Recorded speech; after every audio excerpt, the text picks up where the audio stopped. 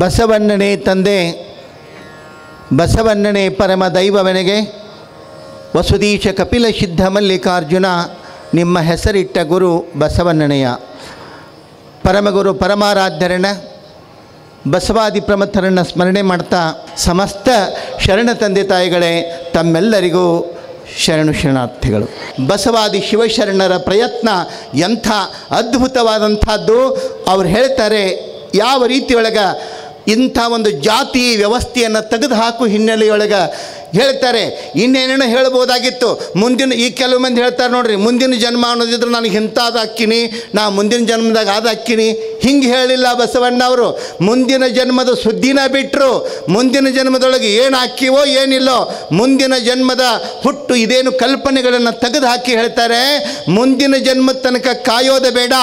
ಅಪ್ಪನು ನಮ್ಮ ಮಾದಾರ ಚೆನ್ನಯ್ಯ, ಅಪ್ಪನು ನಮ್ಮ ಡೋಹರ ಕಕ್ಕಯ್ಯ.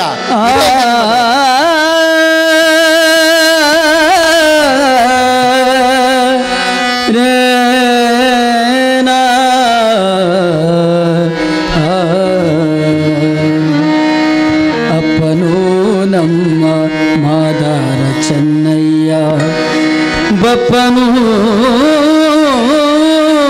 ನಮ್ಮ ಡೋಹರ ಕಕ್ಕಯ್ಯ, ಡೋಹರ ಕಕ್ಕಯ್ಯ.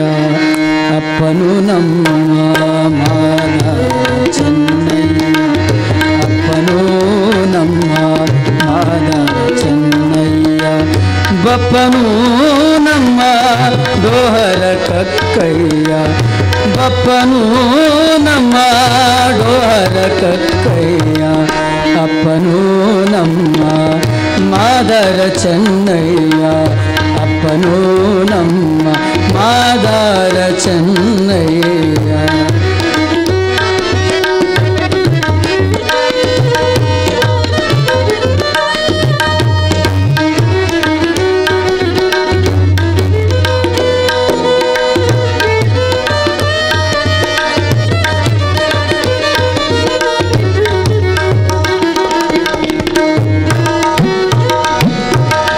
ಚಿಕ್ಕಯ್ಯನಮ್ಮಯ್ಯ ಕಾಣಯ್ಯ,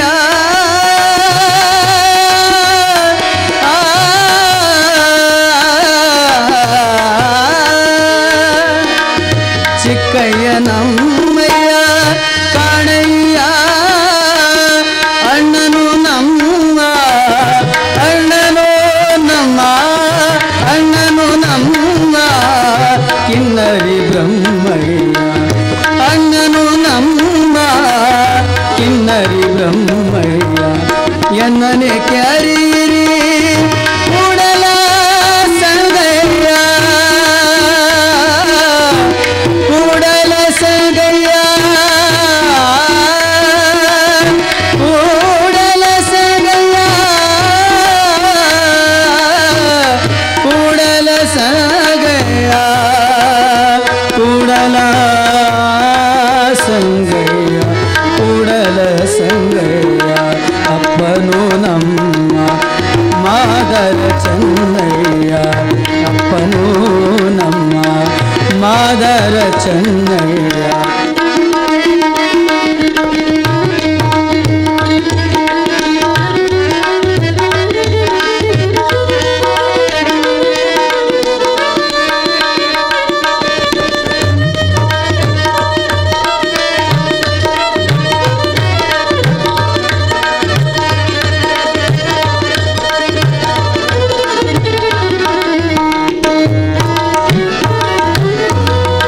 ಚಿಕ್ಕಯ್ಯನಮ್ಮಯ್ಯ ಕಾಣಯ್ಯ, ಚಿಕ್ಕಯ್ಯನಮ್ಮಯ್ಯ,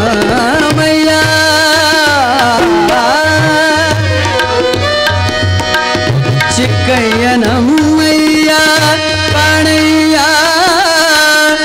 ಅಣ್ಣನು ನಮ್ಮ, ಅಣ್ಣನು ನಮ್ಮ ಕಿನ್ನರಿ ಬ್ರಹ್ಮಯ್ಯ, ಅಣ್ಣನು ನಮ್ಮ ಕಿನ್ನರಿ ಬ್ರಹ್ಮಯ್ಯ. ಎನ್ನನೆ ಕ್ಯಾರೀರಿ ಕೂಡಲ ಸಂಗಯ್ಯ, ಎನ್ನನೆ ಕ್ಯಾರೀರಿ ಕೂಡಲ ಸಂಗಯ್ಯ.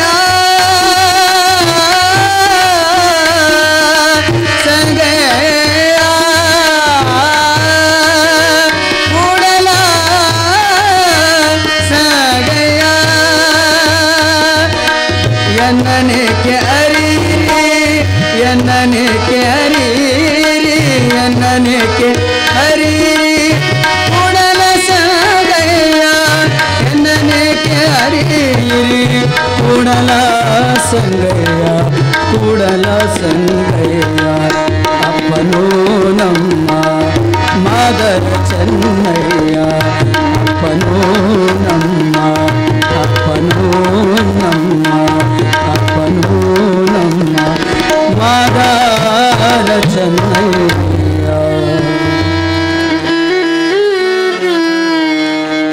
ಅಪ್ಪನು ನಮ್ಮ ಮಾದಾರ ಚೆನ್ನಯ್ಯ ಬಪ್ಪನು ನಮ್ಮ ಡೋಹರ ಕಕ್ಕಯ್ಯ. ನಿಮ್ಮ ಅಪ್ಪ ಯಾರು? ನಿಮ್ಮ ದೊಡ್ಡಪ್ಪ ಯಾರು? ನಿಮ್ಮ ಕುಲಗೋತ್ರ ಯಾವುದು? ಸೂತ್ರ ಗೋತ್ರ ಇವೆಲ್ಲ ಕೇಳ್ತಾರೆ. ಎಷ್ಟು ಅದ್ಭುತವಾಗಿ ಬಸವಣ್ಣನವ್ರು ಹೇಳ್ತಾರೆ ಅಂದರೆ, ಇನ್ನೊಂದು ಜನ್ಮದೊಳಗೆ ನನಗೆ ಹಂಗೆ ಹುಟ್ಟಿಸು, ಇನ್ನೊಂದು ಜನ್ಮದೊಳಗೆ ಹಿಂಗೆ ಹುಟ್ಟಿಸು ಅಂತ ದೊಡ್ಡ ದೊಡ್ಡ ಮಾತು ಹೇಳಲಿಲ್ಲ. ಅವರು ಇನ್ನೊಂದು ಜನ್ಮಕ್ಕಾಗಿ ಕಾಯಲಿಲ್ಲ. ಇದೇ ಜನ್ಮದೊಳಗೆ ನಾನು ಮಾದಾರ ಚೆನ್ನಯ್ಯನ ಮಗ ಅಂಥೇಳಿ ಎದಿ ತಟ್ಟುಕೊಂಡು ಹೇಳಬೇಕಾದ್ರೆ ಬಸವಣ್ಣನವರ ನೈತಿಕತೆ, ಆತ್ಮವಿಶ್ವಾಸ ಇದು ಬರಬೇಕು. ಸುಮ್ಮನೆ ತೋರ್ಕಿಗೆ ಮಾಡಬಾರ್ದು, ಡೋಂಗಿತನ ಮಾಡಬಾರ್ದು. ಇದ್ದರೆ ಪ್ರಾಮಾಣಿಕವಾಗಿ ಕಾಯ ವಾಚ ಮನಸ್ಸ ಇರಬೇಕು. ಇರಲಿಲ್ಲ ಅಂದರೆ ಬಾಯಿಗೆ ಹೊಲಿಗೆ ಹಾಕ್ಕೊಂಡು ತಣ್ಣಗೆ ಬಿದ್ದಿರಬೇಕು. ಇಂಥ ಸೋಗಿನ ಮಾತುಗಳು, ಡಂಬದ ಮಾತುಗಳಿಗೆ ಯಾವ ಬೆಲೆನೂ ಇರೋದಿಲ್ಲ. ಅರ್ಥೈಸ್ಕೊಳ್ಬೇಕು. ಎಷ್ಟು ಆತ್ಮವಿಶ್ವಾಸ, ಎಂಥ ಶಕ್ತಿ ಅದು. ಮಾದರ ಚೆನ್ನಯ್ಯ ಅಂತಂದರೆ ಅವೊಬ್ಬ ನಿಕೃಷ್ಟ ಕೀಳು ಕುಲದವ ಅಂಥೇಳಿ ತುಚ್ಛವಾಗಿ ನೋಡುವಂಥ ಅಂದಿನ ದಿನಮಾನದೊಳಗೆ ನಾನು ಮಾದರ ಚೆನ್ನಯ್ಯನ ಮಗ ಅಂಥೇಳಿ ಎದೆ ತಟ್ಟಿ ಹೇಳಬೇಕಾದ್ರೆ ಅದು ಪ್ರಾಮಾಣಿಕವಾದ ಶಕ್ತಿ ಇದ್ದರೆ, ಪ್ರಾಮಾಣಿಕವಾದ ಚಿಂತನೆ ಇದ್ದರೆ ಮಾತ್ರ ಅಂಥ ತಾಕತ್ತು ಬರೋದಕ್ಕೆ ಸಾಧ್ಯದ ಹೊರತು ಸುಮ್ಮನೆ ಅಂಥ ತಾಕತ್ತು ಬರಂಗಿಲ್ಲ. ಆ ಕಾರಣಕ್ಕೆ ಮಹಿಳೆಯರಿಗೆ ಇಂಥ ಧಾರ್ಮಿಕ ಸ್ವಾತಂತ್ರ್ಯವನ್ನು, ಚಿಂತನಶೀಲತೆಯ ಸ್ವಾತಂತ್ರ್ಯವನ್ನು ಕೊಟ್ಟಿರ್ತಕ್ಕಂಥದ್ದು ಬಸವಾದಿ ಶಿವಶರಣರ ಪ್ರಯತ್ನ ಅನ್ನತಕ್ಕಂಥದ್ದು. ಆ ಹಿನ್ನೆಲೆಯೊಳಗೆ ಅಂಥ ಒಂದು ವ್ಯವಸ್ಥೆಯನ್ನು ಒಪ್ಪಿಕೊಂಡಿರ್ತಕ್ಕಂಥದ್ದು. ಭಾಳಷ್ಟು ಕಡೆಗೆ ಏನು ಕಾಣ್ತೀವಿ ಅಂತಂದರೆ, ಹೆಣ್ಮಕ್ಕಳಿಗೆ ಶಿಕ್ಷಣ ಬೇಕಾಗಿಲ್ಲ, ಹೆಣ್ಮಕ್ಕಳು ಭಾಳ ಕಲಿಬೇಕಾಗಿಲ್ಲ. ಮೊದಲೊಂದು ಮಾತು ಹೇಳ್ತಿದ್ರು, ಇನ್ನಟ್ಟು ಓದಿಸ್ರಿ ಹುಡುಗಿನ ಶಾನೆ ಆದಾಳ ಅಂದ್ಕೂಲೆ ಎಷ್ಟು ಓದ್ರಿ ಏನೈತ್ರಿ, ಇನ್ನೊಂದು ಮನ್ಯಾಗ ಹೋಗಿ ತೊಳೆಯೋದನಲ್ಲ, ಇನ್ನೊಂದು ಮನೆಗೆ ಹೋಗಿ ತೊಳೆದ ಅಲ್ರಿ, ಏನು ಓದಿ ಏನೈತಿ? ಇಂಥ ಒಂದು ಹುಚ್ಚುತನದೊಳಗೆ ಎಲ್ಲರೂ ನಿಮ್ಮಂಗೆ ಅನ್ಕೋತ ಕೂತಿದ್ರೆ ಲಕ್ಷ ಇಟ್ಕೋಬೇಕು. ಎಲ್ಲರೂ ಇದೇ ಮಾತು ಹೇಳಿದ್ರೆ ಇವತ್ತು ಎಂತೆಂಥ ಪ್ರತಿಭಾನ್ವಿತ ಹೆಣ್ಮಕ್ಳು ಬಂದಾರೆ ಅಂತಂದರೆ ಬಹುತೇಕ ಗಂಡು ಮಕ್ಕಳನ್ನು ಮೀರಿಸುವಂಥ ಮಣ್ಣಿ ನೋಡ್ರಿ. ಇಸ್ರೋದ ಬಗ್ಗೆ ತೋರ್ಸಾಕತ್ತಿದ್ರು. ಇಸ್ರೋದೊಳಗೆ ಕೆಲವು ಜನ ಗಂಡು ಮಕ್ಕಳ ಹೆಸರು ತೋರಿಸ್ತಿದ್ರು. ನಾನು ಭಾಳ ಕುತೂಹಲದಿಂದ ನೋಡ್ತಿದ್ದೆ. ಈ ಅಂತಾರಾಷ್ಟ್ರೀಯ ಉಡ್ಡಯನ ವ್ಯವಸ್ಥೆಯೊಳಗೆ ಏನು ಬೇರೆ ಲೋಕಗಳ, ಮಂಗಳಲೋಕ, ಸೂರ್ಯಲೋಕ, ಚಂದ್ರಲೋಕಗಳಂಥ ಬೇರೆ ಲೋಕಗಳ ವ್ಯವಸ್ಥೆಯೊಳಗೆ ಅದರ ಅಧ್ಯಯನ, ಅಲ್ಲಿ ರಾಕೆಟ್ಗಳನ್ನು ಹಾರಿಸ್ತಕ್ಕಂಥದ್ದು, ಉಪಗ್ರಹಗಳನ್ನು ಹಾರಿಸ್ತಕ್ಕಂಥ ವ್ಯವಸ್ಥೆಯೊಳಗೆ ಮಣ್ಣು ತಿಳಿಸಿದ್ರು. ಅಲ್ಲಿ ಎಷ್ಟು ಜನ ಗಂಡು ಮಕ್ಕಳು ಕೆಲಸ ಮಾಡ್ತಾರಲ್ಲ ಅದಕ್ಕಿಂತಲೂ ಹೆಚ್ಚು ಮಹಿಳೆಯರು ಅಲ್ಲಿ ಕೆಲಸ ಮಾಡಿ ಅದರ ಪ್ರಗತಿಗೆ ಸ್ಪಂದಿಸ್ತಾರೆ, ದುಡಿತಾರೆ ಅನ್ನೋದು ಕೇಳಿ ನನಗೆ ಆಶ್ಚರ್ಯ ಆಯಿತು. ಇವತ್ತು ಬರೀ ಮನೆಯೊಳಗೂ ಸಹಿತ ಬರೀ ಗಂಡು ಮಕ್ಕಳು ದುಡಿದ್ರೆ ಆಗೋದಿಲ್ಲ, ಬರೀ ಗಂಡು ಮಕ್ಕಳು ಅಷ್ಟೇ ಕೆಲಸ ಮಾಡಿದ್ರಾಗೋದಿಲ್ಲ. ಭಾಳ ಮಂದಿ ತಿಳ್ಕೊತಾರೆ ಗಂಡು ಮಕ್ಕಳು ನಾವು ಮಾಡ್ತೀವಂತ ಎಲ್ಲ ಆಗ್ತತಿ ಅಂತ ಹೇಳಿ. ಆದರೆ ಮನೆಯೊಳಗೆ ವ್ಯವಸ್ಥಿತವಾಗಿ ಮನೆಯನ್ನು ನಡೆಸಲಿಲ್ಲ ಅಂತಂದರೆ, ಮನೆಯೊಳಗೆ ದುಡಿಲಿಲ್ಲ, ಹೆಣ್ಣುಮಗಳ ಮನಸ್ಸು ಮಾಡಿ ಅದರ ಬಗ್ಗೆ ಲಕ್ಷ್ಯ ಕೊಡಲಿಲ್ಲ ಅಂತಂದರೆ ಗಂಡು ಮಕ್ಕಳು ದುಡಿದಲ್ಲ ಗಜೆ ನಿತ್ರು ಸಹಿತ ಮನೆ ಮೂರಾ ಬಟ್ಟೆ ಹಾಕೋಕ್ಕಾವು, ಮನೆಗಳು ಉಳಿದಾವ ಅಂತಂದರೆ ಅದು ನಮ್ಮ ತಾಯಿಗಳಿಂದ ಅನ್ನತಕ್ಕಂಥ ಮಾತನ್ನು ಈ ಸಂದರ್ಭದೊಳಗೆ ಹೇಳೋಕೆ ಇಷ್ಟಪಡ್ತೀನಿ ನಾನು. ಅಲಕ್ಷ್ಯ ಮಾಡಬಾರ್ದು. ಹೆಣ್ಮಕ್ಳಿಗೇನು ತಿಳಿತೈತಿ? ಆಗಲೇ ಅವ್ರು ಹೇಳಕತ್ತಿದ್ರು ಮೊಣಕಾಲ ಮಠ ಅಂಥೇಳಿ. ನಾವೊಂದಿಟ್ಟು ಅದನ್ನು ಬದಲಿ ಮಾಡಿ ಹೇಳ್ತೀನಿ ರೀ, ನಿಮ್ಮದ ಹೇಳ್ತಿರ್ತೀನಿ ನಾನು.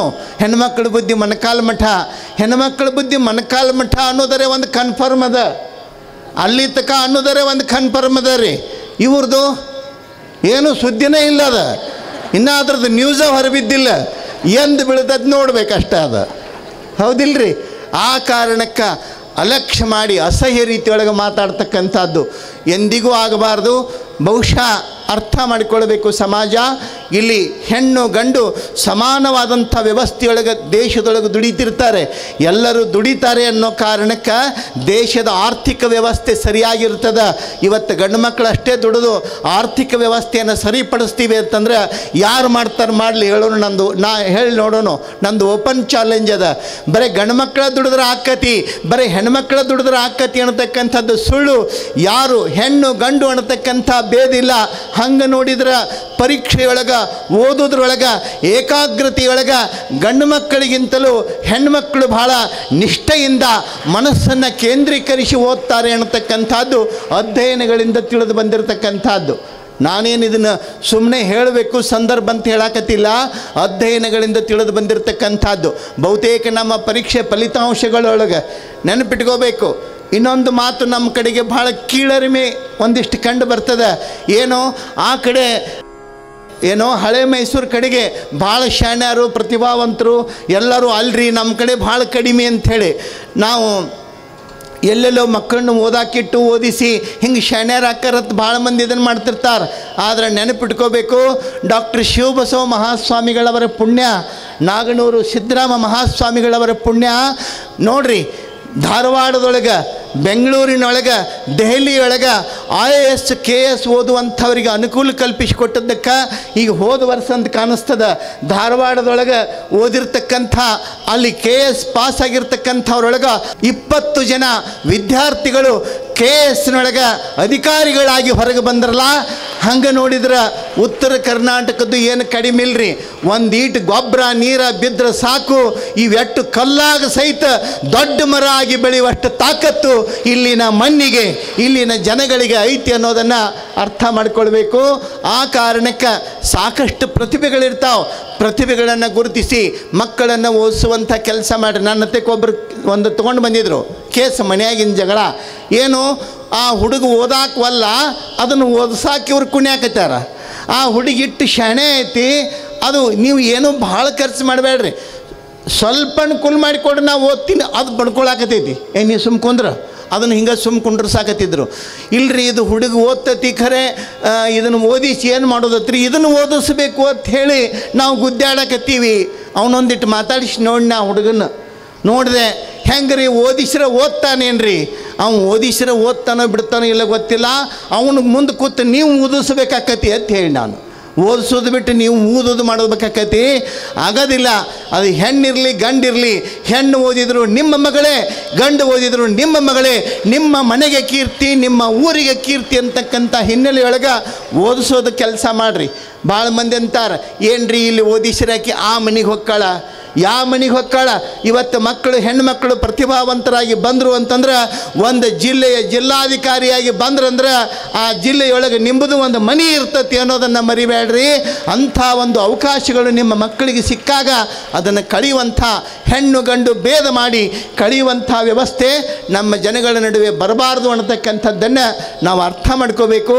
ಆ ಹಿನ್ನೆಲೆಯೊಳಗೆ ಬಸವಣ್ಣನವರು ಈ ಎಲ್ಲ ವ್ಯವಸ್ಥೆಗಳನ್ನು ಸರಿಪಡಿಸೋದಕ್ಕೆ ಜಾತಿಯ ವ್ಯವಸ್ಥೆಯನ್ನು, ವರ್ಗಭೇದ, ವರ್ಣಭೇದ, ಲಿಂಗಭೇದ ಇವುಗಳನ್ನು ತೆಗೆದುಹಾಕಿ ಅವರ ಮಂತ್ರ ಸಮಾನತೆ, ಸಮಾನತೆ, ಕಾಯಕ, ದಾಸೋಹ, ಸಮಾನತೆ.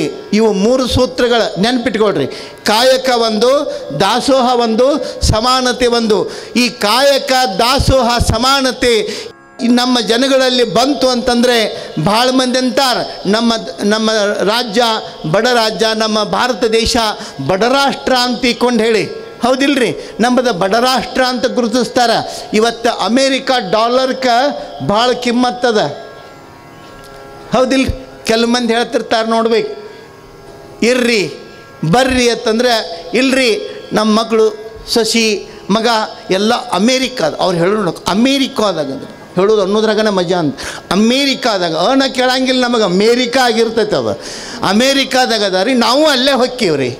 ಮತ್ತು ಇಲ್ಲಿ ಯಾಕೆ ಬರೋಕ್ಕೆ ಹೋಗಿದ್ರಿ? ಡಾಲರ್ ಎಂಥ ಆಕರ್ಷಣೆ ಅಂತಂದರೆ, ಡಾಲರ್ ಎದುರು ರೂಪಾಯಿ ಭಾಳ ಮಂಕಾಗಿಬಿಡ್ತದೆ. ಏನೇನೋ ಅದಕ್ಕೆ ಅರ್ಥ ಇಲ್ಲ ಅನ್ನೋ ಹಿನ್ನೆಲೆಯೊಳಗೆ. ಆದರೆ ಡಾಲರ್, ರೂಪಾಯಿ ಇವುಗಳನ್ನು ಲೆಕ್ಕ ಹಾಕುವಂಥ ಇವತ್ತು ನಮ್ಮ ಜನ ಎಲ್ಲ ಪಶ್ಚಿಮದ ಕಡೆಗೆ ನೋಡಾಕತ್ತಾರೆ. ಪಶ್ಚಿಮದ ಕಡೆಗೆ ನೋಡುವಂಥ ಜನರಿಗೆ ಒಂದು ಮಾತು ತಿಳ್ಕೋಬೇಕು.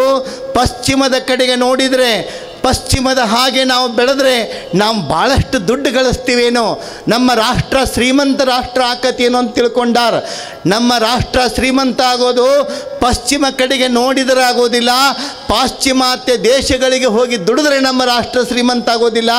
ಯಾವಾಗ ನಮ್ಮ ರಾಷ್ಟ್ರ ಶ್ರೀಮಂತ ರಾಷ್ಟ್ರ ಆಗ್ತತಿ ಅಂತಂದ್ರೆ ಬಸವಾದಿ ಶರಣರ ಕಾಯಕ ದಾಸೋಹ ಸಮಾನತೆಯ ಸೂತ್ರವನ್ನು ಅಳವಡಿಸಿಕೊಂಡು ಪ್ರಾಮಾಣಿಕವಾಗಿ ನಮ್ಮ ನಾಡಿನೊಳಗೆ ದುಡಿದ್ರೆ ಖಂಡಿತವಾಗಲೂ ಭಾರತ ಎಲ್ಲ ರಾಷ್ಟ್ರಗಳಿಗಿಂತಲೂ ಶ್ರೀಮಂತ ರಾಷ್ಟ್ರ ಆಗಿ ಹೊರಹೊಮ್ಮೋದ್ರೊಳಗೆ ಅನುಮಾನ ಇಲ್ಲ. ನಾವು ಇನ್ನೊಂದು ರಾಷ್ಟ್ರದೊಳಗೆ ಹೋದ್ರೆ ನಾವೊಂದು ಫ್ಯಾಮಿಲಿ ಆರಾಮಿರ್ಬೋದು, ಅವರು ಖುಷಿಯಾಗಿರ್ಬೋದು. ಅವ್ರು ಎಷ್ಟರ ಮಟ್ಟಿಗೆ ಖುಷಿ ಇದಾರೆ ಅನ್ನೋದು ನಮಗೆ ಗೊತ್ತೈತಿ. ಅವು ಎಲ್ಲ ಸುದ್ದಿ ಬಂದಿರ್ತಾವೆ ನಮ್ಮ ಮುಂದೆ. ಅಲ್ಲಿ ಹೋದರೆ ಭಾಳ ಖುಷಿ ಇರ್ತಾರಂತ ತಿಳ್ಕೊಬೇಕಾಗಿಲ್ಲ. ನೋಡ್ರಿ, ಒಂದು ಸಂದರ್ಭದೊಳಗೆ ತಾಯಿ ತೀರ್ಕೊಂಡ್ರೆ ತಾಯಿಗೆ ಆರಾಮಿಲ್ಲ ಅಂದ್ಕೂಡಲೇ ಆನ್ಲೈನ್ ಒಳಗೆ ದುಡ್ಡು ಹಾಕಿ ದವಾಖಾನೆಗೆ ಅಡ್ಮಿಟ್ ಮಾಡಿ ಅಲ್ಲೇ ಕುಂತ ಎಲ್ಲ ವ್ಯವಸ್ಥೆ ಮಾಡಿದ. ತಾಯಿ ತೀರ್ಕೊಂಡ್ಳು ಅಂತ ಮೆಸೇಜ್ ಹೋತು, ಅವನಿಗೆ ರಜಾ ಕೊಡಂಗಿಲ್ಲ ಅಂದರು. ಅಲ್ಲಿಂದ ಮತ್ತು ಆನ್ಲೈನ್ನಾಗ ದುಡ್ಡು ಹಾಕಿ ನಮ್ಮ ಅವನ್ನ ಮಣ್ಣು ಮಾಡಿರಿ. ಈ ಕೆಲವೊಂದು ಸಂಸ್ಥೆಗಳು ಹುಟ್ಟ್ಯಾವ್ರೀಗ. ಯಾರು ಇರಲಿಲ್ಲ ಅಂದ್ರೆ ಅವ್ರ ಮನ್ಯಾನ ಅವ್ರನ್ನ ಓದು ಮಣ್ಣು ಮಾಡೋಕೆ ಒಂದಿಷ್ಟು ಸಂಸ್ಥೆ ಅದಕ್ಕೊಂದಿಷ್ಟು ರೊಕ್ಕ ಹಾಕಿಬಿಟ್ರೆ ಸಾಕು, ಅವ್ರು ಹೋಗಿ ಮಣ್ಣು ಕೊಡೋದು. ನೋಡ್ರಿ, ಹೆಸರಿಡಾಕು ಒಂದಿಷ್ಟು. ಇತ್ತೀಚೆಗೆ ನಾ ಎಲ್ಲೋ ಕೇಳಿದೆ, ಯಾರು ಸತ್ರ ಅಳಾಕು ಸಹಿತ ಒಂದಿಷ್ಟು ಟೀಮ್ ಅದಾವಂತ್ರಿ. ಅಳಾವ್ರು ಇರಂಗಿಲ್ಲಲ್ಲ, ಸತ್ತಾಗ ರೊಕ್ಕ ಕೊಟ್ರೆ ಹೆಂಗೆ ಅಳ್ತಾರ, ಭಾಳ ಚಂದ ಅಳ್ತಾರ್ರಿ ಅಜ್ಜಾರ ಅಂದ್ರೆ ಅವ್ರು. ಹೆಂಗೆ ಅಂತ ಕೇಳಿ ಹಾಡಿ ಹಾಡ್ಕೊಂಡು ಅಳ್ತಾರ್ರಿ. ಹೆಂಗೆ ಮನ್ಯಾಗ ಅವ್ರು ಹೊಟ್ಟಿಲೆ ಹುಟ್ಟಿದವ್ರು ಅಷ್ಟು ಚಂದ ಅಳಾಕಿಲ್ಲ, ಅಷ್ಟು ಚಂದ ಎದಿ ಬಡಬಡ್ಕೊಂಡು ಅಳ್ತಾರ. ನೋಡ್ಬೇಕು ನೀವು, ಅಷ್ಟು ಚಂದ ಅಳ್ತಾರ. ಅಳಾಕ ಸಹಿತ ರೊಕ್ಕ ಕೊಟ್ಟು ನೇಮಿಸೋದು ಬಂದೈತಿ. ಇತ್ತೀಚೆಗೆ ಸರ್ಕಾರನೂ ಸಹಿತ ಸತ್ರ ಮಣ್ಣು ಮಾಡೋಕ್ಕೂ ಸಹಿತ ರೊಕ್ಕ ಕೊಡಾಕತ್ಯಾರ್ರಿ. ಸತ್ತವ್ರಿಗೆ ಯಾರಿಲ್ಲ ಅಂದ್ರೆ ಮಣ್ಣು ಮಾಡೋಕ್ಕೆ ಸಹಿತ ರೊಕ್ಕ ಕೊಡುವಂಥ ವ್ಯವಸ್ಥೆ. ಆದರೆ ನೆನಪಿಟ್ಕೋಬೇಕು, ಇವು ಯಾವ ನಿಜವಾದಂಥವುಗಳಲ್ಲ. ನಮ್ಮ ಬದುಕನ್ನು ನಾವು ರೂಪಿಸ್ಕೊಳ್ತಕ್ಕಂಥ ನಮ್ಮ ಕಾಯಕದಿಂದ, ಪ್ರಾಮಾಣಿಕ ನಿಷ್ಠೆ ದುಡಿಮೆಯಿಂದ ನಮ್ಮ ಬದುಕನ್ನು ನಾವು ಕಟ್ಟಿಕೊಳ್ಳುವಂಥ ಕೆಲಸ ಮಾಡಬೇಕು. ನಾವು ಯಾರನ್ನು ಅನುಸರಿಸೋಣ, ಯಾರು ಬೆನ್ನು ಹತ್ತೋಣ, ಯಾರ ವಿಚಾರಗಳನ್ನು ಕೇಳೋಣ ಅಂಥೇಳಿ ಗೊಂದಲದೊಳಗದಾರ. ಆದರೆ ನಿಮ್ಮ ಗೊಂದಲಗಳನ್ನು ಪರಿಹರಿಸ್ಕೋಬೇಕು, ನಿಮ್ಮ ಗೊಂದಲಗಳನ್ನು ಸರಿಪಡಿಸ್ಕೋಬೇಕು. ಒಂದು ಮಹತ್ವದ ಸುದ್ದಿ ಹೇಳ್ತೀನಿ ನಿಮಗೆ. ಏನು, ಯಾರು ನಮ್ಮಪ್ಪ ಅನ್ನೋ ಸಮಸ್ಯೆಯೊಳಗೆ ಗೊಂದಲದೊಳಗೆ ಬಿದ್ದಾರ. ನಮ್ಮ ಗುರು ಯಾರು ಅನ್ನುವಂಥ ಸಮಸ್ಯೆಯೊಳಗೆ ಒಂದಿಷ್ಟು ಮಂದಿ ಬಿದ್ದಾರ. ಅವ್ರ ಸಂಬಂಧ ಒಂದು ಉದಾಹರಣೆ ಹೇಳ್ತೀನಿ ನಾನು.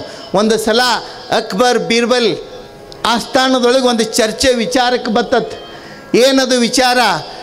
ಗುರುತಿಸ್ಬೇಕು, ಅಕ್ಬರನ್ನು ಗುರುತಿಸ್ಬೇಕು, ಅಕ್ಬರ್ ಬಾದ್ಶಾಹನ್ನು ಗುರುತಿಸ್ಬೇಕು. ಬೀರ್ಬಲ್ ಭಾಳ ಶಾನೆ ಅಲ್ಲ, ಅದಕ್ಕೆ ಅಕ್ಬರ್ ಬಾದ್ಶಾಹ ಏನು ಮಾಡಿದ, ಅವನಂಗನ ಥೇಟ್ ಮುಖವಾಡಗಳನ್ನು ತಯಾರು ಮಾಡಿದ. ಮುಖವಾಡಗಳನ್ನು ತಯಾರು ಮಾಡಿ ಒಂದು 10-20 ಮಂದಿ ಎಲ್ಲರೂ ಅಕ್ಬರ್ ಬಾದ್ಶಾಹನಗತೆನೇ ಆ ಮುಖವಾಡ ಹಾಕ್ಕೊಂಡು ಒಟ್ಟೆ ಗೊತ್ತು ಸಿಗಂಗಿಲ್ಲ, ಒಂದು ಈಟು ಸಹಿತ ಗೊತ್ತು ಸಿಗಲಾರ್ದಂಗೆ ಎಲ್ಲರೂ ಹಾಕ್ಕೊಂಡು ಕುಂಡ್ರೋದು. ಆದರೆ ಬೀರ್ಬಲ್ಲ ಅವುಗಳೊಳಗೆ ನಿಜವಾದ ಅಕ್ಬರ್ ಬಾದ್ಶಾಹ ಯಾರು ಅನ್ನೋದು ಗುರುತಿಸ್ಬೇಕು. ಯಾರು ಅನ್ನೋದು ಗುರುತಿಸ್ಬೇಕು ಅಂತ ಅನ್ನೋದು ಆದ ಕೂಡಲೇ ಬೀರ್ಬಲ್ ಅಂದ, ಆಯಿತು ಅಂದ. ಆ ಹೊತ್ತಿಗೆ ಇರಂಗಿಲ್ಲ ನೀನು, ಆಯ್ತು ಅಂಥೇಳಿ ಬೀರ್ಬಲ್ನ ಹೊರಗೆ ಕಳಿಸಿರು. ಅಕ್ಬರ್ ಬಾದ್ಶಾಹಗಳು ಭಾಳ ಮಂದಿ 10-12 ಮಂದಿ ಅಲ್ಲಿ ತಯಾರಾಗಿ ಕೂತರು. ಎಲ್ಲರೂ ಕೂತಿದ್ರು ಅದರೊಳಗೆ. ಆದರೆ ನೀವು ಏನು ತಲೆ ಓಡಿಸಿ ಹುಡುಕಿದ್ರು ಸಿಗುತ್ತಿದ್ದಿಲ್ಲ ಅಕ್ಬರ್ ಬಾದ್ಶಾಹ. ಅದೇ ರೀತಿಯೊಳಗೆ ಅವನ್ನ ಅಷ್ಟೆಲ್ಲ ಮಂದಿ ತಯಾರಾಗಿದ್ದರು. 10-12 ಮಂದಿ ಯಾರು ನೋಡಿದ್ರು ಒಂದೇ ಥರ. ಹೆಂಗೆ ಗುರ್ಸೋದು? ಬೀರ್ಬಲ್ ಭಾಳ ಶಾಣ್ಯ. ಹೊರಗಿಂದ ಬಂದ ಕೂಡಲೇ ನೋಡಿದ, ಎಲ್ಲ ಕಡೆಗೂ ಬರೀ ಅಕ್ಬರ್ ಬಾದ್ಶಾಹನ ಮುಖಗಳ ಕಾಣ್ತಿದ್ದು. ಎಲ್ಲರೂ ಅಂದರು, ಇಷ್ಟರೊಳಗೆಲ್ಲ ಬೀರ್ಬಲ್ ಗೆದ್ದಾನ, ಇದರಾಗ ಮಾತ್ರ ಸೋಲ್ತಾನ, ಒಟ್ಟೆ ಗೊತ್ತಾಗಕ್ಕೆ ಸಾಧ್ಯ ಇಲ್ಲ ಅಂತ ತಿಳ್ಕೊಂಡೇಳಿ. ಆವಾಗ ಬೀರ್ಬಲ್ಲ ಒಂದೆರಡು ಕ್ಷಣ ಸುತ್ತು ಕಡೆ ನೋಡಿದವನೇ ಅವ ಹುಡುಕ್ಯಾಡಿದ ಭಾಳ ಹೊತ್ತು ತಗೊಳ್ಳಿಲ್ಲ. ಆಗಿಂದಾಗ ಹೋಗಿ ಮುಟ್ಟಿದ ಒಬ್ಬಣ್ಣ. ಅವನು ನಿಜವಾದ ಅಕ್ಬರ್ ಬಾದ್ಶಾಹನೇ ಆಗಿದ್ದ. ಅವನನ್ನೇ ಹಿಡಿದವ. ಹೆಂಗೆ? ಎಲ್ಲರೂ ಕೇಳಿದರು. ಇಷ್ಟೆಲ್ಲ ಬುದ್ಧಿವಂತಿಕೆ ಓಡಿಸಿ, ಎಲ್ಲ ತಲೆ ಓಡಿಸಿ, ಮುಖವಾಡಗಳನ್ನು ಹಾಕಿ ಒಟ್ಟೆ ಗೊತ್ತಾಗ್ಲಾರ್ದಂಗೆ ಮಾಡಿತ್ತು. ಹೆಂಗೆ ನೀ ಗುರ್ತಾ ಹಿಡಿದು ಅಂತೇಳಿ ಬೀರ್ಬಲ್ಗೆ ಕೇಳಿದ್ರತ್ತ. ಬೀರ್ಬಲ್ ಭಾಳ ಸಿಂಪಲ್ ಅಂದವ. ಏನು, ನಾ ಹೊರಗಿಂದ ಬಂದ ಕೂಡಲೇ ಗಮನಿಸಿದೆ. ನಾನು ಗಮನಿಸಿದಾಗ ಏನಾಗಿತ್ತು ಅಂದ್ರೆ, ಇವರೇನು ಡುಪ್ಲಿಕೇಟ್ ಅಕ್ಬರ್ ಬಾದ್ಶಾ ಆಗಿ ಕೂತಿದ್ರಲ್ಲ, ಇವ್ರನ್ನ ಹಿಡ್ಕೊಂಡು ಅಲ್ಲಿದ್ದವ್ರೆಲ್ಲರೂ ಖರೇ ಬಾದ್ಶಾನ ಕಡೆಗೆ ನೋಡ್ತಿದ್ರು. ಅವರು ಸುಮ್ಮ ಕೂತಿದ್ದಿಲ್ಲ. ಯಾರು ನಿಜವಾದ ಬಾದ್ಶಾ ಅಕ್ಬರ್ ಬಾದ್ಶಾ, ಎಲ್ಲರ ಕಣ್ಣುಗಳು ಅವನನ್ನೇ ನೋಡ್ತಿದ್ದು. ಆವಾಗ ನಾನು ತಿಳ್ಕೊಂಡೆ, ಎಲ್ಲರ ಕಣ್ಣುಗಳು ಅಲ್ಲಿ ನೋಡ್ತಾವಂದ್ರೆ ಅವನ ನಿಜವಾದದ್ದು, ಇವೆಲ್ಲ ಜೆರಾಕ್ಸ್ಗಳು ಅಂತ ಗೊತ್ತಾಯ್ತು ನನಗೆ. ಹೀಗಾಗಿ ಹಿಡಿದೆ ಅಂತ ಹೇಳಿದತ್ತ. ಬೀರ್ಬಲ್, ನೀವು ಬೀರ್ಬಲ್ ಆಗಬೇಕು, ನೀವು ಬೀರ್ಬಲ್ ಆಗಬೇಕು, ಬುದ್ಧಿವಂತರಾಗಬೇಕು. ಹೆಂಗೆ ವಚನ ಸಾಹಿತ್ಯವನ್ನು ಹಿಡಿದ್ರಿ ಅಂತಂತಂದ್ರೆ, ಯಾರು ನಮ್ಮಪ್ಪ ಅನ್ನೋದನ್ನು 12ನೇ ಶತಮಾನದೊಳಗೆ ಭಾಳಷ್ಟು ಶರಣರು ಹೇಳ್ತಾರೆ. ಎಲ್ಲರಕ್ಕಿಂತಲೂ ಭಾಳ ಮುಖ್ಯವಾಗಿ ಅಲ್ಲಮ ಪ್ರಭುಗಳು ಹೇಳ್ತಾರೆ, ಮಹಾಮಹಿಮ ಸಂಗನ ಬಸವಣ್ಣ ಎನಗೆಯೂ ಗುರು ನಿಮಗೆಯೂ ಗುರು ಜಗವೆಲ್ಲಕ್ಕೂ ಗುರು ಕಾಣ ಗುಹೇಶ್ವರ ಅನ್ನತಕ್ಕಂಥ ಮಾತು. ಎಲ್ಲ ಶರಣರ ಕಣ್ಣುಗಳು ಎಲ್ಲಿ ನೋಡಾಕತ್ತೇವೆ? ಅಪ್ಪ ಯಾರು ಅಂದಾಗ ಎಲ್ಲ ಶರಣರ ಕಣ್ಣುಗಳು ಎಲ್ಲಿ ನೋಡ್ತವೆ ಅಂತಂತಂದ್ರೆ ಬಸವಣ್ಣನವರ ಕಡೆಗೆ ಅಂತಂದಾಗ ನಾವು ಕಣ್ಣು ಮುಚ್ಚಿ ಒಪ್ಪಿಕೋಬೇಕು, ಬಸವಣ್ಣನೇ ನಮ್ಮಪ್ಪ, ಬಸವಣ್ಣನೇ ನಮ್ಮ ಗುರು ಅನ್ನೋ ಹಿನ್ನೆಲೆಯೊಳಗೆ ವ್ಯವಸ್ಥೆಯನ್ನು ಒಪ್ಪಿಕೊಂಡು ಹೋಗ್ತಕ್ಕಂಥ ಹಿನ್ನೆಲೆಯಲ್ಲಿ ಯಾವ ರೀತಿಯೊಳಗೆ ಬೀರ್ಬಲ್ಲ ಗುರುತಿಸಿದಲ್ಲ, ವಚನಗಳ ಹಿನ್ನೆಲೆಯೊಳಗೆ ಎಲ್ಲ ಶರಣರ ವಿಚಾರಗಳ ಹಿನ್ನೆಲೆಯೊಳಗೆ ಬಸವಣ್ಣನವರನ್ನು ಗುರು ಅಂಥೇಳಿ ಗುರುತಿಸ್ತಕ್ಕಂಥ ಹಿನ್ನೆಲೆಯೊಳಗೆ ಶಾಣ್ಯರಾಗಬೇಕು. ನಾ ಹೇಳ್ತೇನಂತ ಕೇಳಬೇಡ್ರಿ, ಇನ್ನೊಬ್ರು ಯಾರೋ ಹೇಳ್ತಾರತ್ತ ಹ್ಞೂ ಅನ್ನಬೇಡ್ರಿ. ವಚನಗಳನ್ನು ಓದ್ರಿ, ನೀವು ಓದ್ರಿ. ಅದರೊಳಗೆ ಹೇಳಿದ್ರೊಳಗೆ ಸತ್ಯ ಇತ್ತು ಅಂದ್ರೆ ಎಸ್ ಅನ್ಬೇಕು, ಇರಲಿಲ್ಲ ಅಂದ್ರೆ ನೋ ಅಂತ ನಿರ್ದಾಕ್ಷಿಣ್ಯವಾಗಿ ಹೇಳಬೇಕು. ಯಾರು ಬೇಕಾದವ್ರು ಹೇಳವಲ್ರಿ, ಅವ್ರು ಹೇಳ್ಯಾರ ಹೆಂಗಿಲ್ಲ ಅನ್ನೋದಂತ ಏನು ಬಿಡಕ್ಕೆ ಹೋಗಬೇಡ್ರಿ. ಅಂಥ ಬಿಡೇದ ಬದುಕು ನಮಗೆ ಬೇಡ. ಭಾಳ ಮಂದಿ ಬಿಡಕ್ಕೆ ಬಿದ್ದ ಉಣ್ತಿರ್ತಾರೆ. ಬಿಡಕ್ಕೆ ಬಿದ್ದು ಉಂಡು ಆಮೇಲೆ ದವಾಖಾನ್ಯಾಗ ಮಕ್ಕೊಂಡ್ರೆ ನೋಡವ್ರು ಯಾರ? ಆ ಕಾರಣಕ್ಕೆ ಇಂಥ ಬಿಡೆ ಬಾಳೆ ನಮಗೆ ಚಲೋ ಅಲ್ಲ. ಏನಿದ್ರು ಭಾಳ ಸ್ಪಷ್ಟತೆ ಇರಬೇಕು, ಭಾಳ ಸ್ವಚ್ಛತೆ ಇರಬೇಕು. ಆ ಹಿನ್ನೆಲೆಯೊಳಗೆ ಬಸವಣ್ಣನವರು ಇವತ್ತು ಅಂಥ ಅದ್ಭುತವಾದಂಥ ವ್ಯವಸ್ಥೆಯನ್ನು, ಕಲ್ಯಾಣ ರಾಜ್ಯ, ಆ ಕಲ್ಯಾಣ ರಾಜ್ಯವನ್ನು ನಿರ್ಮಾಣ ಮಾಡುವ ಮೂಲಕ ಒಂದು ಹೊಸತನವನ್ನು ನಾಡಿನೊಳಗೆ ಹುಟ್ಟಾಕ್ತಾರೆ. ಆ ರಾಜ್ಯದ ವಿಶೇಷ ಏನು ಅಂತಂದರೆ, ಕೇವಲ ಧರ್ಮವನ್ನು ಹೇಳೋದಂತಲ್ಲ, ಬಸವಣ್ಣನವರಲ್ಲಿ ಜಾತಿ ಇರಲಿಲ್ಲೇನೋ? ಒಬ್ಬರು ಕೇಳ್ರಿ ನನಗೆ, ಬಸವಣ್ಣನವರಲ್ಲಿ ಜಾತೀಯತೆ ಇರಲಿಲ್ಲೇನೋ? ಜಾತಿಗಳಿರಲಿಲ್ಲೇನೋ? ಇದ್ದು, ಜಾತಿ ಇದ್ದು. ಎರಡು ಜಾತಿ, 2 ಜಾತಿಗಳು. ಯಾವ್ರಿ? ಯಾವು? ನನಗೆ ಗೊತ್ತಿತ್ತು, ಗಂಡು ಹೆಣ್ಣು ಹೇಳ್ತಿರತ್ತೆ. ಇನ್ಕತಕನ ಅದನ್ನ ಹೇಳ್ಕೊತ ಬಂದೀನಿ. ಗಂಡು ಹೆಣ್ಣು ಈ ಜಾತಿ ಅಲ್ಲ, ಇವು 2 ಅಲ್ಲ, ಗಂಡು ಹೆಣ್ಣು ಒಂದೇ ಅಂತ ಹೇಳ್ಕೊಂಡು ಬಂದಾರ ಅವರು. 2 ಜಾತಿ. ಯಾವುದು? ಒಂದು ಭಕ್ತ, ಇನ್ನೊಂದು ಭವಿ. ಇವು 2 ವಿಂಗಡಿಸಿದರೆ ಹೊರತು ಇನ್ನುಳಿದದ್ದನ್ನು ಭೇದ ಮಾಡಲಿಲ್ಲ. ಯಾಕೆ ಅಂತಂದರೆ, ಭವಿಯಾದವ ಭಕ್ತನಾಗಲಿ ಅನ್ನೋ ಕಾರಣಕ್ಕೆ ಅವರನ್ನು ಗುರುತಿಸುವಂಥ ವ್ಯವಸ್ಥೆ ಹೊರತು ಅಲ್ಲಿ ಏನು ದೊಡ್ಡಸ್ತಿಕೆಯನ್ನು ತೋರಿಸುವಂಥ ಕೆಲಸ ಮಾಡಲಿಲ್ಲ. ಆ ಕಾರಣಕ್ಕೆ ಭವಿತನ ಅಂತಂದರೆ ಹಣೆಯಲ್ಲಿ ವಿಭೂತಿ, ಕೊರಳಲ್ಲಿ ರುದ್ರಾಕ್ಷಿ ಲಿಂಗ, ಮನದಲ್ಲಿ ಬಸವನಾಮ ಸ್ಮರಣೆ. ಖಂಡಿತವಾಗಲೂ ಅಂಥ ಬದುಕು ಸಾರ್ಥಕವಾದಂಥ ಬದುಕನಿಸ್ಕೊಳ್ತದೆ. ಆ ಬದುಕಿಗೆ ನಾವು ಬೆಲೆ ಕಟ್ಟೋಕೆ ಸಾಧ್ಯ ಇಲ್ಲ. ಅಂಥ ಅಮೂಲ್ಯವಾದ ಬದುಕಾಗಿ ನಾವು ಪರಿವರ್ತಿತರಾಗ್ತೀವಿ, ಪರಿವರ್ತನೆ ಹೊಂದ್ತೀವಿ.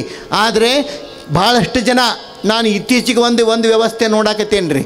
ಏನಂತಂದ್ರೆ, ಒಂದಿಷ್ಟು ಮಂದಿ ವಿಭೂತಿ ಬೇಡ, ರುದ್ರಾಕ್ಷಿ ಬೇಡ, ಲಿಂಗ ಬೇಡ, ಸಾತ್ವಿಕ ಆಹಾರ ಬೇಡ, ಅವರಿಗೆ ದಿವಸ ಹೊತ್ತು ಮುನಿಗಿದ್ರೆ ಬಾಟ್ಲಿ ಬೇಕಾ. ಅಂಥವರು ಬಸವಣ್ಣನ ಬಗ್ಗೆ ಒಂದೊಂದು ತಾಸು ಗಂಟಲೆ ಉಪನ್ಯಾಸ ಮಾಡೋದು ಕೇಳಿ ನನಗೆ ಆಶ್ಚರ್ಯ ಆಯಿತು. ಅಕಸ್ಮಾತ್ ಇವ್ರನ್ನ ನೋಡಿ ಬಸವಣ್ಣನವ್ರನ್ನ ಮತ್ತೆ ಏನಾರು ತಿಳ್ಕೊಳ್ಳುವಂಥ ಸಂದರ್ಭಗಳು ನಮ್ಮ ಜನರಿಗೆ ಬರಬಾರ್ದು. ಆ ಕಾರಣಕ್ಕೆ ಬಸವಣ್ಣನವರ ಬಗ್ಗೆ ಮಾತನಾಡುವಂಥವರು ಮೊದಲ ತಮ್ಮ ಅಂತರಂಗವನ್ನು ನೋಡಿಕೊಂಡು, ತಮ್ಮ ನಡೆನುಡಿಗಳನ್ನು ಶುದ್ಧೀಕರಣಗೊಳಿಸಿಕೊಂಡು ಮಾತನಾಡಬೇಕಾದಂಥ ಒಂದು ವ್ಯವಸ್ಥೆಯನ್ನು ಇನ್ನು ಮುಂದೆ ಸಮಾಜವೇ ಅಂಥವರಿಗೆ ಕಲಿಸ್ತದೆ ಅನ್ನೋದನ್ನು ಮರಿಬಾರ್ದು. ಭಾಳ ದೊಡ್ಡ ಮಾತು. ಎಷ್ಟು ದೊಡ್ಡ ಅಂತಂತಂದ್ರೆ ನೆಗುವಂಗಿಲ್ಲ. ನೆಗುಲಾರದ ರೀತಿಯೊಳಗೆ ದೊಡ್ಡ ಮಾತುಗಳನ್ನ ಹೇಳ್ಕೊತಕೊಂಡಿರೋದಲ್ಲ. ಆದರೆ ನೆನಪಿಟ್ಕೋಬೇಕು, ಬಸವಣ್ಣನವರ ಆದೇಶ ಏನು? ಆಶಯ ಏನು?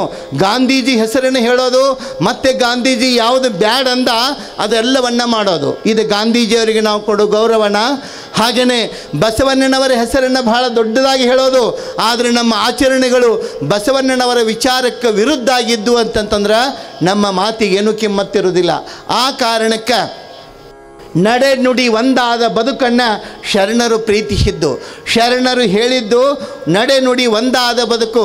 ನಮ್ಮ ನಡೆ ನುಡಿಗಳು ಒಂದಾಗಬೇಕು. ಯಾರ ನಡೆ ನುಡಿ ಒಂದಾಗ್ತದ ನೋಡ್ರಿ, ನಡೆ ನುಡಿ ಒಂದಾಗೋದು ಅಂತಂದರೆ ಮಾತಿನಂತೆ ನಡೆ ಇವೆರಡು ಇದ್ದು ಅಂತಂದ್ರೆ ಅಂಥ ವ್ಯಕ್ತಿ ಎಂಥ ಒಂದು ವ್ಯಕ್ತಿತ್ವವನ್ನು, ಎಂಥ ಒಂದು ಉನ್ನತ ಸ್ಥಾನವನ್ನು ಪಡಿತಾನೆ ಅಂತಂದರೆ ಅಂಥ ವ್ಯಕ್ತಿಯನ್ನು ಒಂದು ಮನೆ ಅಲ್ಲ, ಒಂದು ಊರಲ್ಲ, ಒಂದು ನಾಡಲ್ಲ, ಇಡೀ ವಿಶ್ವವೇ ಅವನ ವ್ಯಕ್ತಿತ್ವವನ್ನು ಗೌರವಿಸುವಂಥ ನಿಲುವನ್ನು ಪಡೀತಾರೆ ಅನ್ನತಕ್ಕಂಥದ್ದನ್ನು ನಾವು ಮರಿಬಾರ್ದು. ಆ ಹಿನ್ನೆಲೆಯೊಳಗೆ ಖಂಡಿತವಾಗಲೂ ಸಹಿತ ವ್ಯವಸ್ಥೆಯೊಳಗೆ ನಾವು ಪರಿವರ್ತನೆಯನ್ನು, ಬದಲಾವಣೆಯನ್ನು, ಹೊಸತನವನ್ನು ತರ್ತಕ್ಕಂಥ, ಹೊಸತನವನ್ನು ಕಾಣತಕ್ಕಂಥ ಹಿನ್ನೆಲೆಯೊಳಗೆ ಭಾಳಷ್ಟು ಜನ ಬಸವಾದಿ ಶಿವಶರಣರು ಈ ನಾಡನ್ನು ಕಟ್ಟೋದಕ್ಕೆ, ಈ ನಾಡನ್ನು ಒಂದು ಸರಿಯಾದ ಮಾರ್ಗದೊಳಗೆ ಮುನ್ನಡೆಸೋದಕ್ಕೆ ಅಹೋರಾತ್ರಿ ಚಿಂತನೆಯನ್ನು ಮಾಡಿದ್ದಾರೆ.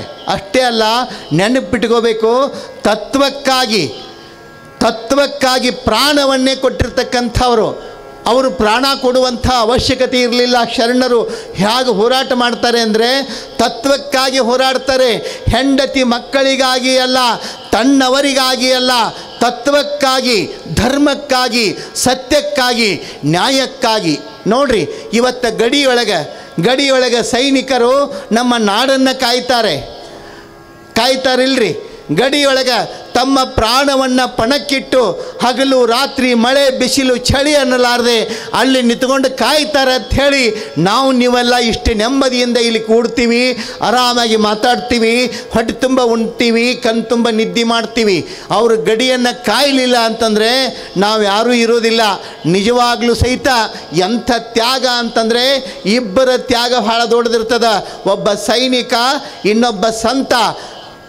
ರಾಷ್ಟ್ರಕ್ಕಾಗಿ, ದೇಶಕ್ಕಾಗಿ, ದೇಶದ ರಕ್ಷಣೆಗಾಗಿ ಸೈನಿಕ ತನ್ನದೆಲ್ಲವನ್ನು ತ್ಯಾಗ ಮಾಡಿದರೆ, ಸಮಾಜಕ್ಕಾಗಿ ಸಂತ, ಸ್ವಾಮಿ ಎಲ್ಲವನ್ನು ತ್ಯಾಗ ಮಾಡಿ ನಿಲ್ತಕ್ಕಂಥವರು ನಿಜವಾದ ದೇವರ ಸ್ಥಾನದೊಳಗೆ ಉಳಿತಾರೆ. ಆ ಹಿನ್ನೆಲೆಯೊಳಗೆ ಒಂದು ವ್ಯವಸ್ಥೆಯನ್ನು ಸರಳೀಕರಣಗೊಳಿಸೋದಕ್ಕೆ, ಸರಿಯಾದ ರೀತಿಯೊಳಗೆ ಅದನ್ನು ಮುನ್ನಡೆಸ್ಕೊಂಡು ಹೋಗೋದಕ್ಕೆ ಭಾಳ ಪ್ರಯತ್ನ, ಭಾಳ ಕಷ್ಟಪಟ್ಟಿರ್ತಾರೆ. ಅದಕ್ಕಾಗಿ ತಮ್ಮ ರಕ್ತವನ್ನು, ನೆತ್ತರವನ್ನು ಹರಿಸಿ ನಮ್ಮನ್ನು ರಕ್ಷಣೆ ಮಾಡ್ತಕ್ಕಂಥವ್ರ ಬಗ್ಗೆ ನಾವು ಭಾಳ ಗೌರವ ಇರಬೇಕು. ಕೆಲವು ಮಂದಿ ಭಾಳ ಹಗುರವಾಗಿ ಮಾತಾಡೋದನ್ನು ಕಾಣ್ತೀವಿ ಏನ್ರಿ. ನೆನಪಿಟ್ಕೊಳ್ರಿ, ನೀವು ಮನೆಯೊಳಗೆ ಸಂತಿ ತಂದಿರ್ತೀರಿ, ಸಂತಿ ಸಾಮಾನು ತಂದು ಎಲ್ಲ ಸುರುತ್ತೀರಿ, ಒಂದೊಂದು ತೆಗೆದು ಬೇರೆ ಬೇರೆ ಮಾಡ್ತಿರ್ತೀರಿ. ಬೇರೆ ಬೇರೆ ಮಾಡುವ ಹೊತ್ತಿನೊಳಗೆ ಎಲ್ಲ ಹುಡುಕ್ಯಾಡಿ ತೆಗೆದಿಡ್ತೀರಿ. ಕಡೆಗೆ ಕಡ್ಡಿ ಡಬ್ಬಿ ತಂದಿರ್ತೀರ, ಅದು ಎಲ್ಲೋ ಕೂತಿರ್ತೈತಿ, ಅದ್ರಾಗ ಹೋಗಿ ಉಳಿದೈತಿ. ಕಡ್ಡಿ ಡಬ್ಬಿ ಇಡೀ ಮತ್ತೆಲ್ಲ ಕಿತ್ತು ಹಾಕಿ ಎಲ್ಲ ಹುಡುಕ್ಯಾಡಿ ಎಲ್ಲೈತಿ ನೋಡಿ ತೊಗೊಂಡದ್ದು ನೆನಪಿರ್ತೈತಿ, ಆದರೆ ಕೈಗೆ ಸಿಗೋದಿಲ್ಲ. ಭಾಳ ಸಲ ಏನಾಕತಿ, ಇಡೋರು ನಾವು, ಹುಡುಕ್ಯಾಡೋರು ನಾವು. ಆ ರೀತಿಯೊಳಗಿರ್ತದೆ ನಮ್ಮ ವ್ಯವಸ್ಥೆ. ಕೈಗೆ ಸಿಗಲಾರ್ದಕ್ಕೆ ಒಂದು ಕಡ್ಡಿ ಡಬ್ಬಿ ಸಂಬಂಧ ಇದ್ದ ಸಂತಿ 10-20 ಸಲ ಬಿಚ್ಚಿ ಅವನ್ನ ಬಿಚ್ಚಿರ್ತೀರಿ. ಮತ್ತೆ ಬಿಚ್ಚೋದು, ಮತ್ತೊಮ್ಮೆ ನೋಡೋದು. ಬರೇ ಆ ಕಡ್ಡಿ ಡಬ್ಬಿಗೆ ಎಷ್ಟ್ರಿ ಕಿಮ್ಮತ್ತು? ₹1 ಮೊತ್ತದ ಕಡ್ಡಿ ಡಬ್ಬಿ ಒಂದಿಷ್ಟು ಅಸ್ತವ್ಯಸ್ತ ಆದ್ರೆ ಇಡೀ ಮನೆ ತುಂಬ ಹುಡುಕ್ಯಾಡ್ತೀವಿ. ನೆನಪಿಟ್ಕೋಬೇಕು, ಎಲ್ಲವನ್ನ ಬಿಟ್ಟು ಗಡಿಯೊಳಗೆ ಹೋಗಿ ನಿಂತು ರಾಷ್ಟ್ರವನ್ನು ಕಾಯುವ ಸೈನಿಕ ಒಂದು ಕ್ಷಣ ಮಿಸ್ ಆದರೆ ಅಲ್ಲಿ ಏನಾಗ್ತಿರ್ತದೆ, ಎಷ್ಟು ಸಂಕಟ ಆಗ್ತಿರ್ತೈತಿ ಅನ್ನೋದನ್ನು ಅರ್ಥ ಮಾಡ್ಕೊಳ್ಬೇಕು. ಆ ಹಿನ್ನೆಲೆಯೊಳಗೆ ಇವತ್ತು ರಾಷ್ಟ್ರಕ್ಕಾಗಿ ದುಡಿಯುವವರನ್ನು, ಸಮಾಜಕ್ಕಾಗಿ ದುಡಿಯುವವರನ್ನು, ನಾಡಿಗಾಗಿ ದುಡಿಯುವವರಿಗಾಗಿ ನಮ್ಮ ಹೃದಯ ಮನಸ್ಸುಗಳು ಮಿಡಿಬೇಕು. ದುಡಿಯುವವರಿಗಾಗಿ ಮಿಡಿತಕ್ಕಂಥ ಮನಸ್ಸುಗಳಿರಲಿಲ್ಲ ಅಂತಂದರೆ ಒಮ್ಮೆ ನಮ್ಮಷ್ಟಕ್ಕೆ ನಾವೇ ಕೇಳ್ಕೋಬೇಕಾಗ್ತದೆ, ಯಾರ ಸಲುವಾಗಿ ದುಡಿಬೇಕು, ಯಾರಿಗಾಗಿ ದುಡಿಬೇಕು ಅನ್ನುವಂಥ ಪ್ರಶ್ನೆ ಬರ್ತದೆ. ಆ ಕಾರಣಕ್ಕಾಗಿ ಇವತ್ತು ಬಸವಾದಿ ಶಿವಶರಣರು ಒಂದು ಆಧ್ಯಾತ್ಮದ ಹಿನ್ನೆಲೆಯೊಳಗೆ ಒಂದು ಸಮಾನತೆ ಪರಿಪಕ್ವ ಸಮಾಜವನ್ನು ನಿರ್ಮಾಣ ಮಾಡುವ ಹಿನ್ನೆಲೆಯೊಳಗೆ ಎಷ್ಟೆಲ್ಲ ಅದ್ಭುತವಾದಂಥ ಕೆಲಸ ಕಾರ್ಯಗಳನ್ನು ಮಾಡಿ ಈ ನಾಡಿಗೆ ಒಂದು ಚೈತನ್ಯವನ್ನು, ಒಂದು ದಿಕ್ಕನ್ನು, ದಿಶೆಯನ್ನು ತೋರಿಸಿದ್ದಾರೆ. ಆ ದಿಶೆಯೊಳಗೆ ಈ ನಾಡು ಮುನ್ನಡೀತಕ್ಕಂಥದ್ದು. ಆ ಒಂದು ವ್ಯವಸ್ಥೆಯಲ್ಲಿ ಬಸವಾದಿ ಶಿವಶರಣರ ಕನಸು, ಬಸವಾದಿ ಶಿವಶರಣರ ಆಶಯ ಎಷ್ಟು ನಿಷ್ಠುರವಾಗಿ ಎಂಥ ವ್ಯವಸ್ಥೆಯನ್ನು ಎದುರಿಸ್ತಾರೆ ಅಂತಂದರೆ, ವೇದಕ್ಕೆ ವರೆಯ ಕಟ್ಟುವೆ, ಶಾಸ್ತ್ರಕ್ಕೆ ನಿಗಳವನಿಕ್ಕುವೆ, ತರ್ಕದ ಬೆಣ್ಣಬಾರನೆತ್ತುವೆ. ಇಂಥ ವೇದ ಆಗಮ ಶಾಸ್ತ್ರಗಳನ್ನು ಮುಂದಿಟ್ಟುಕೊಂಡು ಶೋಷಣೆ ಮಾಡುವಂಥ ಒಂದು ವರ್ಗದ ವಿರುದ್ಧ ಒಂದು ಆಂದೋಲನವನ್ನೇ, ಹೋರಾಟವನ್ನೇ ಹುಟ್ಟುಹಾಕಿ ಇವತ್ತು ಶ್ರೀಸಾಮಾನ್ಯರ ಕೈಗೆ ಧರ್ಮ ಅಂತಕ್ಕಂಥದ್ದು ಬಂದಿದ್ದರೆ ನೋಡ್ರಿ, ಒಂದೊಂದು ವ್ಯವಸ್ಥೆಯೊಳಗೆ ಇವತ್ತು ಹೆಣ್ಣುಮಕ್ಕಳಿಗೆ ಧಾರ್ಮಿಕ ಸ್ವಾತಂತ್ರ್ಯ ಇಲ್ಲ, ಏನೇನೂ ಇಲ್ಲ. ಅವು ಬಿಗ್ ಜೀರೋ, ಒಂದು ಮಷೀನ್ ಇದ್ದಂಗದಾವು ಹೆಣ್ಮಕ್ಳು. ಒಂದೊಂದು ಧಾರ್ಮಿಕ ವ್ಯವಸ್ಥೆಯೊಳಗೆ ಒಂದು ಮಷೀನ್ ರೀತಿಯೊಳಗೆ, ಒಂದು ಪ್ರಾಣಿಗಳ ರೀತಿಯೊಳಗೆ ನಡೆಸಿಕೊಳ್ತಕ್ಕಂಥದ್ದನ್ನು ಕಾಣ್ತೀವಿ. ಆದರೆ ನಮ್ಮ ಜನ, ನಮ್ಮ ಸಮಾಜ ಎಚ್ಚೆತ್ಕೊಳ್ಬೇಕು, ಜಾಗೃತರಾಗಬೇಕು. ಇವತ್ತು ಗಂಡು ಮಕ್ಕಳಿಗೆ ಯಾವ ಧಾರ್ಮಿಕ ಸ್ವಾತಂತ್ರ್ಯಗಳಿದಾವೆ ಅವೆಲ್ಲವೂ ಇವತ್ತು ನಮ್ಮ ತಾಯಿಗಳಿಗೆ ಸಿಕ್ಕಿದ್ರೆ ಅದು ಬಸವಣ್ಣನ ಪುಣ್ಯ ಅಂತಕ್ಕಂಥ ಮಾತನ್ನು ಯಾರೂ ಮರಿಬಾರ್ದು. ಇರಲಿಲ್ಲ ಅಂತಂದರೆ ಏನಾಗ್ತಿತ್ತು ಹೆಣ್ಮಕ್ಳ ಪರಿಸ್ಥಿತಿ? ಭಾಳ ಭಯಾನಕ ಇರ್ತಿತ್ತು, ಭಾಳ ಕೆಟ್ಟದ್ದಿರ್ತಿತ್ತು.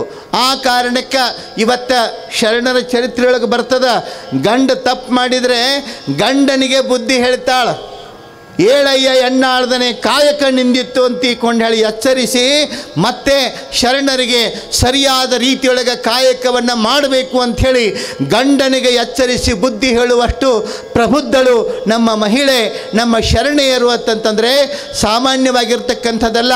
ಇವತ್ತು ಅನುಭವ ಮಂಟಪದ ಸಂದರ್ಭ ಆ ವಿಷಯಗಳನ್ನ ಕುರಿತು ಓದುವಾಗ ನಿಮಗೆ ತಿಳಿತದ ಎಷ್ಟು ಚಂದ ಪ್ರಶ್ನೋತ್ತರಗಳು ನಡೀತಾವ. ಬಹುಶಃ ಹೆಣ್ಣು ಮಗಳನ್ನು ಕೀಳಾಗಿ ಕಾಣುವಂಥದ್ದು, ಅವಳಿಗೆ ತಿಳುವಳಿಕಿಲ್ಲ ಅಂತ ಹೇಳುವಂಥವರಿಗೆ ಚಾಟಿ ಏಟು ನೀಡುವ ರೀತಿಯೊಳಗೆ ಅದ್ಭುತವಾದದ್ದು. ಹೆಣ್ಣು ಯಾರಿಗೂ ಕಮ್ಮಿ ಇಲ್ಲ, ಹೆಣ್ಣು ಸಾಕ್ಷಾತ್ ಕಪಿಲ ಸಿದ್ಧ ಮಲ್ಲಿಕಾರ್ಜುನ ಅನ್ನೋ ಹಿನ್ನೆಲೆಯೊಳಗೆ ಮಹಿಳೆಯನ್ನು ಗುರುತಿಸಿರ್ತಕ್ಕಂಥದ್ದು ನಮ್ಮ ಬಸವಾದಿ ಶಿವಶರಣರ ಹೆಗ್ಗಳಿಕೆ ಅನ್ನತಕ್ಕಂಥ ಮಾತನ್ನು ಈ ಸಂದರ್ಭದೊಳಗೆ ತಮಗೆ ಹೇಳೋಕೆ ಇಷ್ಟಪಡ್ತೀನಿ.